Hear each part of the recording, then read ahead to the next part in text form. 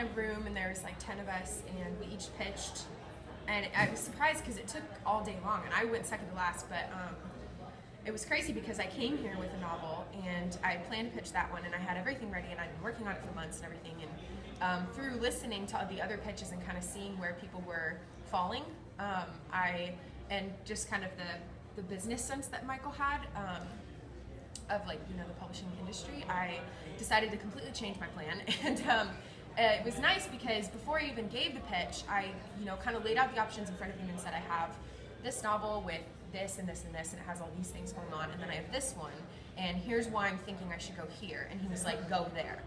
And of course, then I said my pitch, and he said, well, that's never going to sell. I said, well, that's great.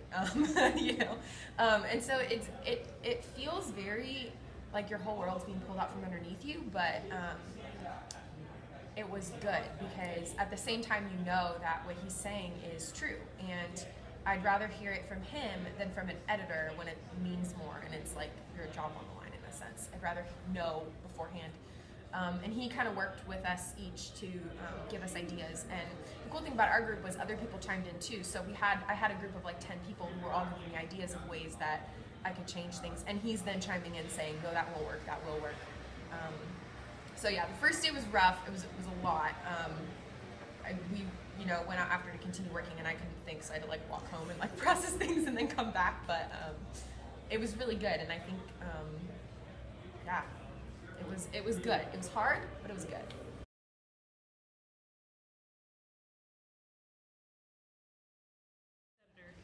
The first editor we met was Brendan, and he's Macmillan, and he was interesting because he, I mean, you know the agents and editors are people, but until you meet them, it's hard to think of them that way. So he came in and he kind of told us his backstory, and it was cool to hear like his credits, what he's done, but also, you know, the ways that he's struggled. And he was talking about being a writer and understanding that, you know, you may not have pages right now, especially, and he knows Michael too, so he told us like, Michael might have completely rewritten your entire novel and I might not get to see pages, which, you know, is true for half of us. Because, you know, we ended up pitching something that we don't have, and I am now pitching something that I don't have. So that's interesting and kind of nerve-wracking. But he was really cool. He sat on the table, which made me feel immediately more relaxed because, you know, I'm thinking, this is a whole weekend-long interview. Oh my gosh, I'm freaking out. But, you know, he's in normal clothes or, you know, professional but normal clothes, and he was really, really cool. And getting to talk to him, he's a total nerd, and we all, like, I felt like I connected with him, even though I didn't really get a chance to, like, actually meet him, but he was very personable.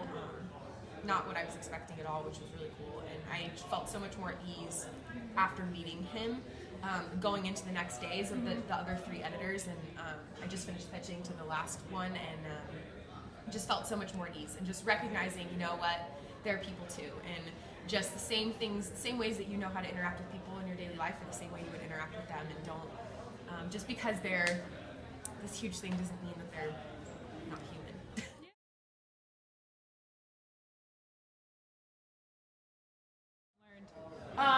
Well, I've definitely learned a lot about the publishing business. I was telling the girl I'm staying with last night that I feel like I'm seeing the business side of it and understanding what it's going to take to actually get published and to sell something. I feel like a lot of the time authors are kind of in this world where it's about the writing and you do it because you're passionate about it and you do it because but we don't have this in our heads as a job.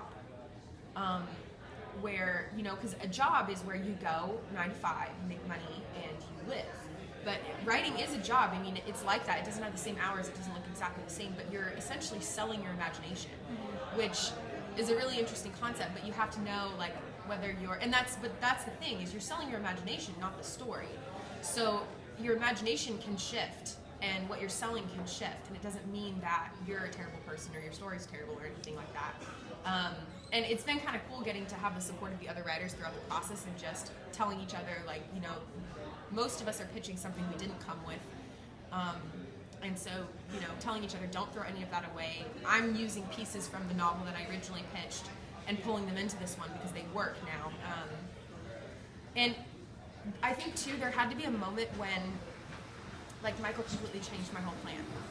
And I felt really unsettled about that because it feels like suddenly it's not yours anymore. It's and there was a process throughout this weekend of making it mine again, like making it my voice, my words, and getting excited about this story for me, not just because he was excited about it or just because it was going to sell, but excited because I want to go write it. And so that's something I've learned, is looking at it from a business perspective and understanding like what's going to sell, but at the same time recognizing that this is a business, I'm making money, yet I get to do something that I love to do while making money.